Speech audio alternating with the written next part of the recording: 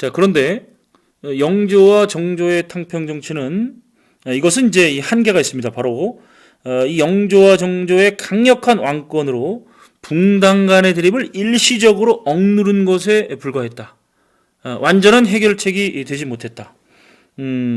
바로 이제 이 정조가 죽고 나자 순조, 헌종, 철종으로 이어지는 3대 60년간의 이제 세도 정치가 나타나게 되는 거죠. 그래서 이제 원래 이제 정조가 아들 순조가 16살이 되는 해에 이제 왕위를 물려주려고 했었는데 4년 일찍 죽어요. 그래서 12살에 이제 어린 순조가 이제 즉위를 하게 되면서 이 순조의 외척인 안동김씨 일파로 이제 왕권이 넘어가는 거죠.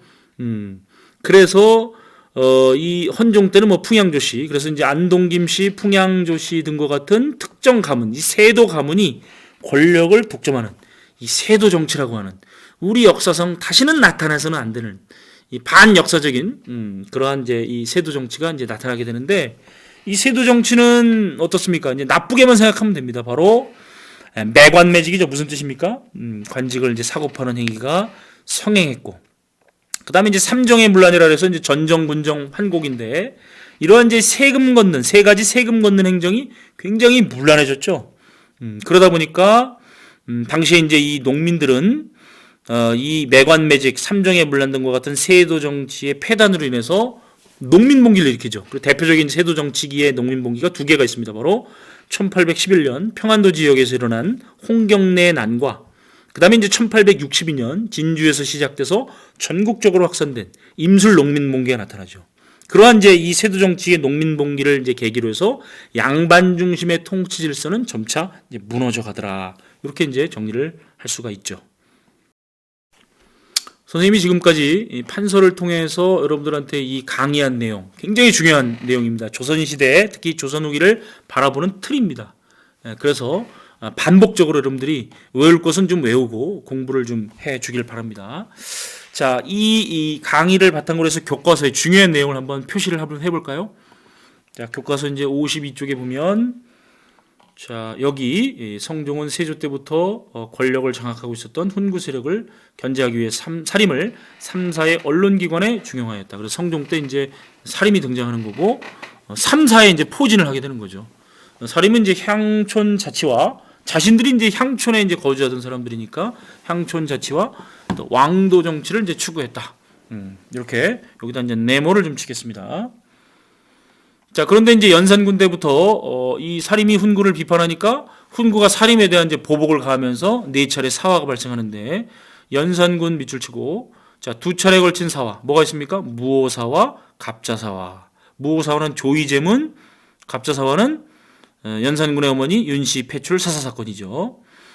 자, 그리고 이제 이 연산군이 쫓겨나고 중종이 즉위를 하는데, 조광조는 이제 다시 한번 사림들을 이제 등용하면서 이게 사림들을 많이 이제 뭡니까 이 등용하기 위해서 이제 조광조는 이제 혈량과라고 하는 특별 천거 제도를 실시하고 위훈 삭제 사건을 이제 유발을 시켰는데, 여기에 이제 훈구들이 반발을 해서 결국은 이제 이 조광조를 비롯한 많은 사람들이 다시 사화를 맞이했다. 이게 뭡니까? 기묘사화죠. 이 기묘사화와 조광조의 개혁 정치는 좀 잘 기억을 해주시기 바랍니다.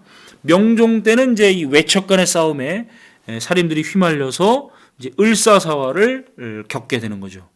그런데 이제 선조 때 어떻게 된 일인지 이제 사림 정권이 수립된다 그랬죠.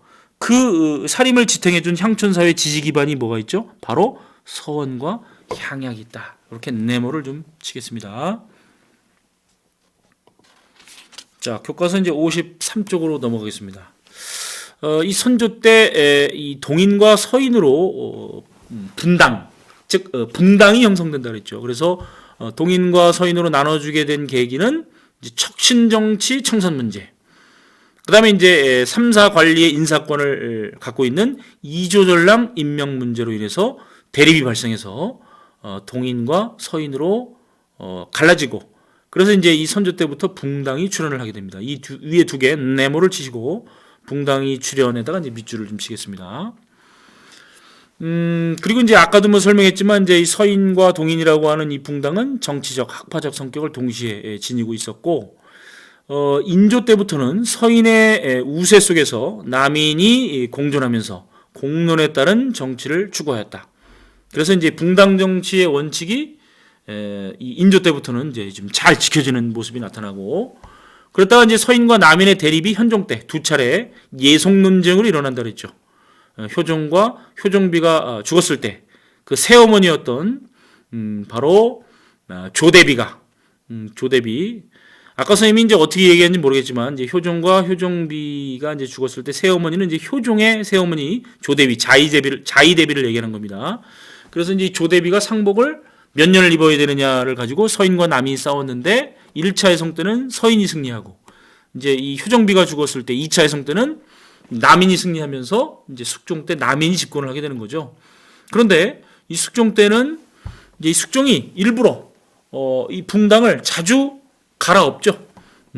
그래서 이제 이 숙종 때의 정치 형태를 환국 정치, 또 다른 말로 이제 일당 전제화 추세라고 이제 얘기를 하는데, 이게 이제 남인 서인, 남인 서인 이렇게 이제 이렇게 바뀌면서 이 붕당 정치 원칙이 이제 무너지게 되는 겁니다. 그 뒤에 이제 즉위했던 이제 경종, 그 다음에가 이제 영조가 되겠죠.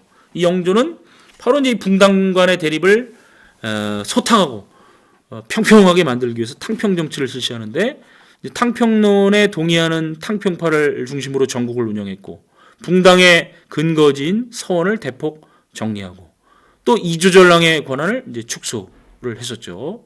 영조의 손자인 정조, 노론소론 남인을 고루 등용하고, 자, 왕권을 강화하기 위해서 자신의 정책을 뒷받침할 수 있는 왕립 도서관인 규장각을 설치하고, 그 다음에 이제 이 관리를 재교육하는 초계문신제를 통해서 역시 이제 이 정조의 정책을 뒷받침시키고, 그 다음에 이제 하나 쓰겠습니다. 장용영을 설치했다. 이 정조를 이제 이 문신들이 이제 정책적으로 뒷받침했다면, 장용영은 이제 군사적으로 뒷받침하는 거죠. 그리고 이제 자신의 정치적 이상을 실현하기 위해서 수원에 화성을 이제 건설을 했고, 그 다음에 이제 아까도 얘기했지만 통공정책이라 해서 자유로운 상업 활동을 보장을 해줬다. 그런데 이 영정조 때의 탕평 정치는 강력한 왕권으로 붕당 간의 대립을 일시적으로 억누른 것에 불과했다. 실제로 이제 정조가 죽은 다음에 바로 그 3대 60년 동안에 안동김씨, 풍양조씨 등과 같은 몇몇 가문이 비변사라든지 훈련도감이라든지 등등과 같은 중요 관청과 군영을 장악하면서 정치를 좌지우지하는 이런 세도 정치가 나타났다. 세도 정치에다가 네모를 좀 치도록 하겠습니다. 자, 오늘 공부하는 내용 여러분들 계속 반복해서 들으면서 꼭 머릿속에 집어넣기 바랍니다.